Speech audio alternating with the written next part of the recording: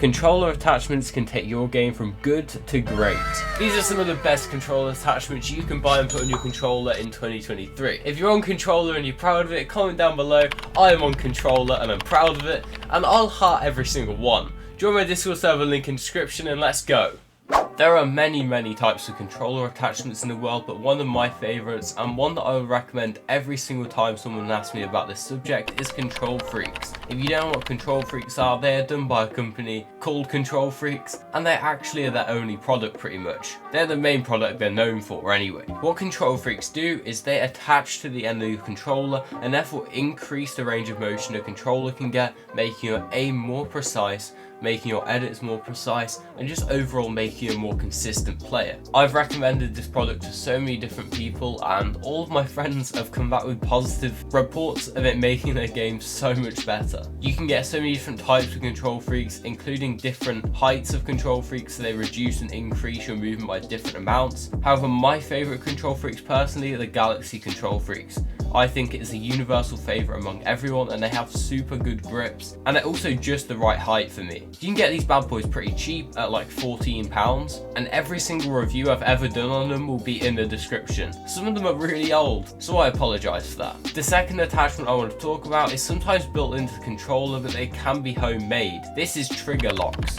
Now for my controller specifically, the Xbox One Elite controller, it is built in and trigger locks are part of the controller, which makes it a lot easier. But for people that don't have that sort of controller, you can actually make homemade trigger locks. It can be a bit messy and a little bit risky, but there will be a video down below by Flea telling you exactly how to make trigger locks. If I can find it anyway. If not, I'll show you the next best thing. What a trigger lock does is it locks the trigger. I know it sounds crazy. It locks the trigger at higher points. You can't pull the trigger all the way down. It therefore makes the input go through slightly sooner, reducing the input delay. So instead of allowing the trigger to go all the way down to the bottom, it only lets it go a third of the way, and you heard a little click sound. This is the sound of a trigger lock in place.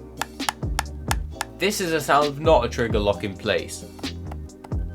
You hear the difference? That's because there's a part of the controller stopping the trigger, and as well as being more satisfying to hear, it also reduces your input as you're not having to push the trigger all the way down. Super good, I would recommend. If you're finding all these attachments useful so far, make sure you just go JKC in the Fortnite item shop. If we get 75 supporters by the end of October, I will publish a new Zone Wars map I've been working on, and I know you guys have been wanting to have that. You don't actually have to buy anything with the code, just having it in the item shop supports me greatly.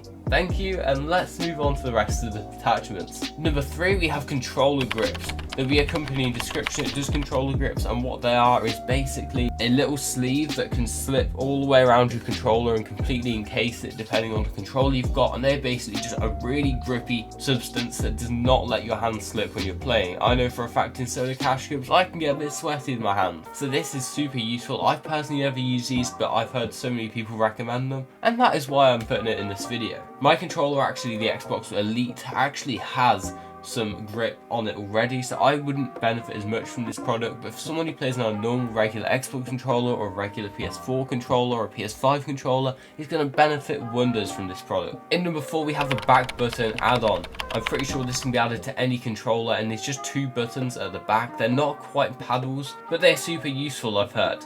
I don't have this one again because I actually play on paddles, but think of it this way, controllers struggle with the amount of buttons they have, and adding 2 extra buttons is no bad thing at all. You can also bind them to your buttons that you have on the right side of the controller, so on Xbox that would be Y, X, B and A, so you don't have to take your finger off the thumbstick. I don't know a whole lot about these ones guys, but it is in the description, so if you want to check it out, go for it. I don't think it's overly expensive either. And finally, paddles. Paddles are super useful. I can't tell you how useful these are, especially if you have 4 of them. They are incredible. They allow you to never have to take your finger off that joystick and just honestly have such more smooth mechanics. On the default buttons, you have to take your finger off the thumbstick to change modes, to edit, to jump, to reload, to pull your pickaxe out, to search stuff. There's so many things you have to pull your finger off that thumbstick for, but with paddles you have to do it for none of them.